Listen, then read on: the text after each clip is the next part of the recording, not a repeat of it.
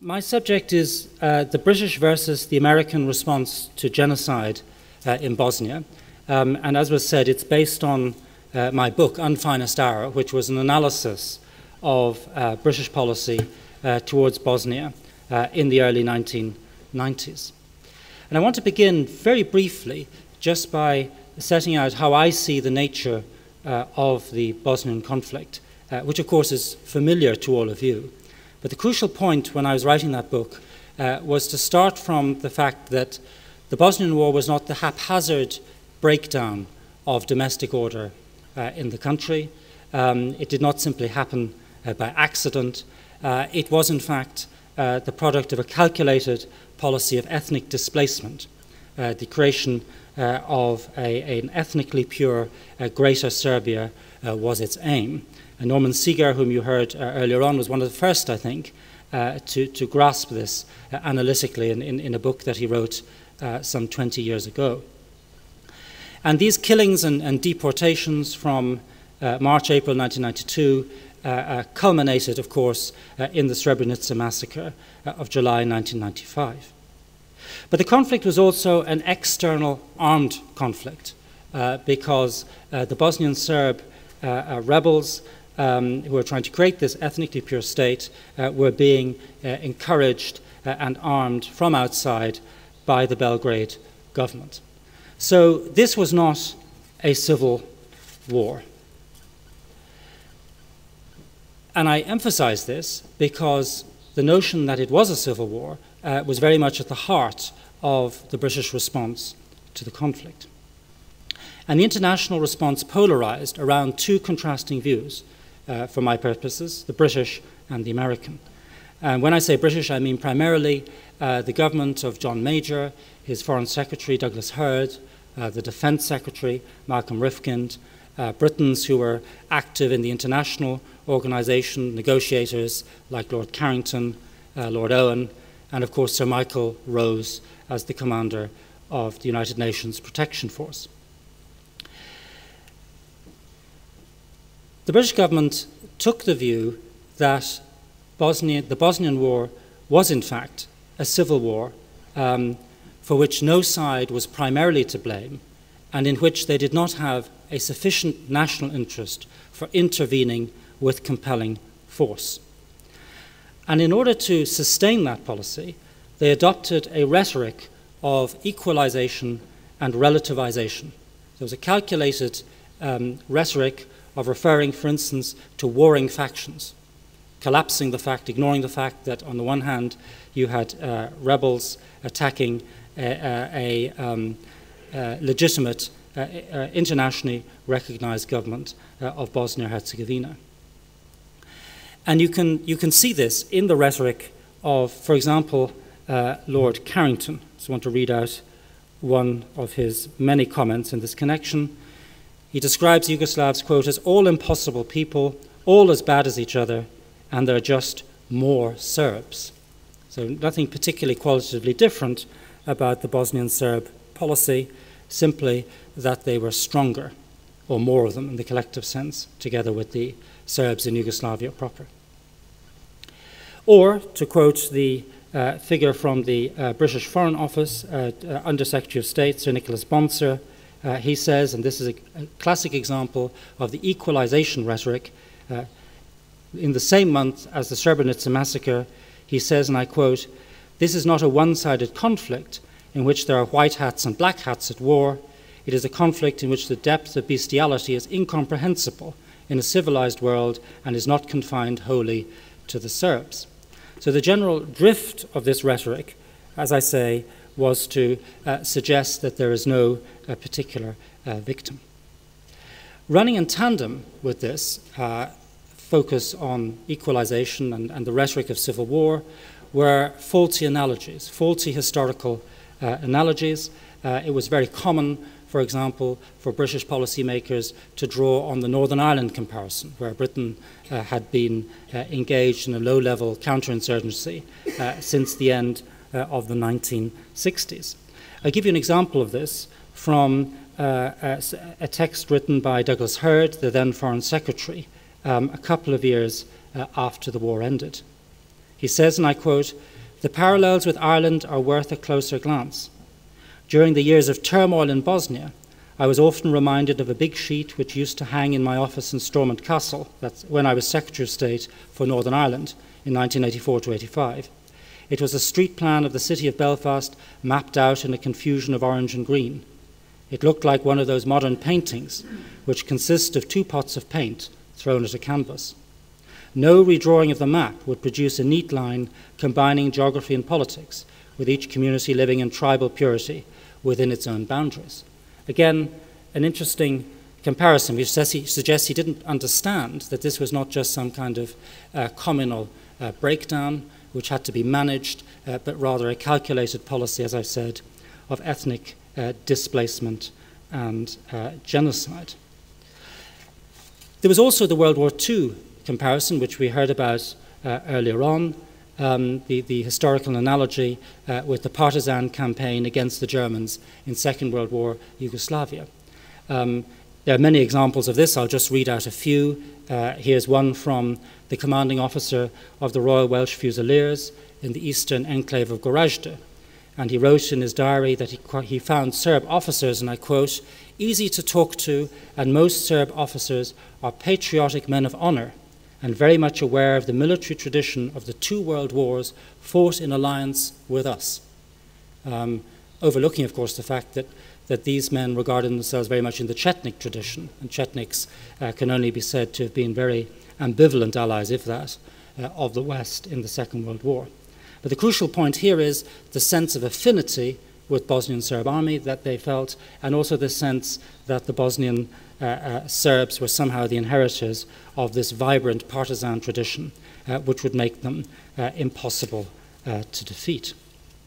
So the upshot of all of this was a policy designed to keep the lid on the war, but not to deal with ethnic cleansing. The imposition of an international arms embargo, which unfairly disadvantaged the Sarajevo government, the humanitarianization of the conflict, declaring it really a humanitarian problem rather than a political and strategic one.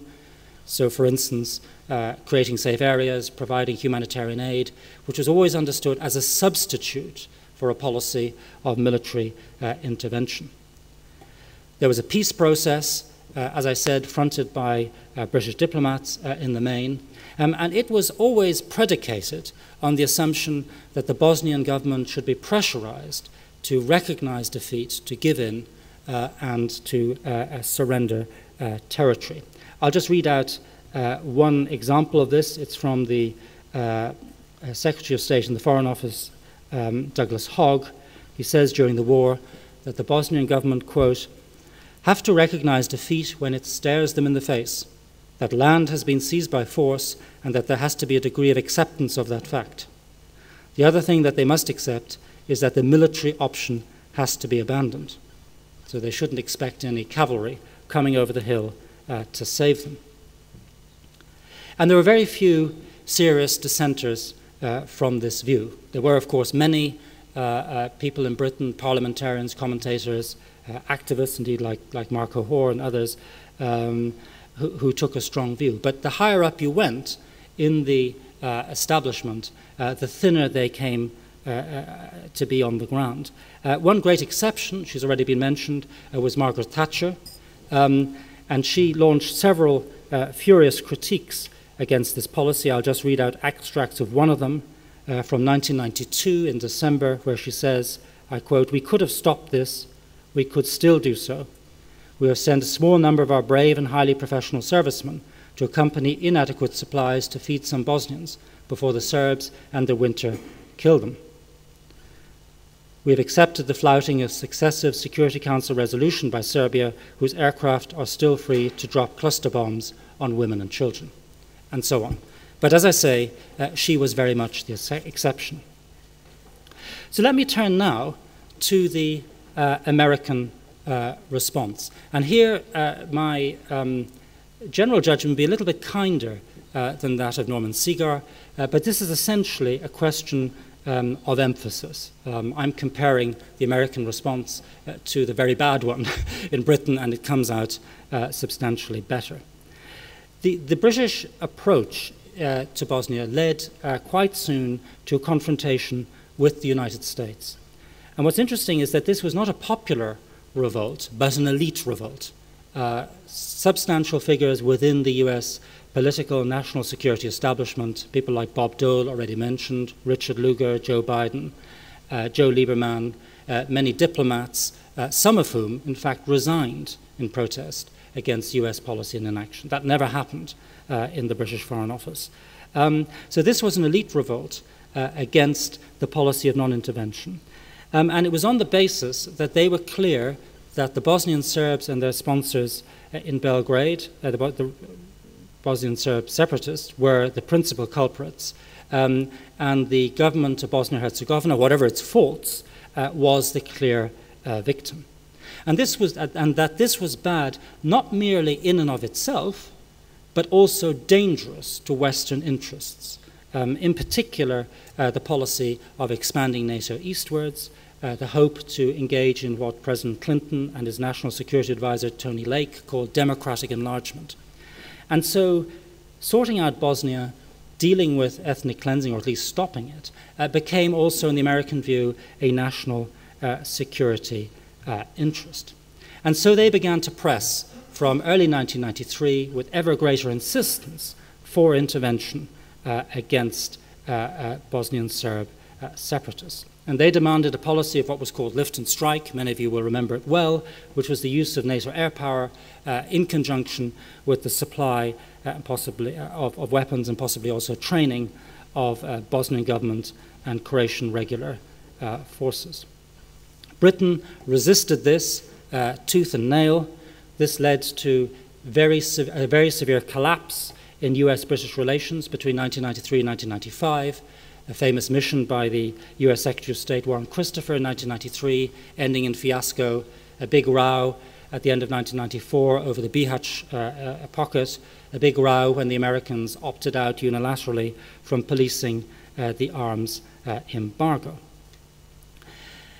And then, when the Srebrenica massacre happened, the British policy was no longer sustainable.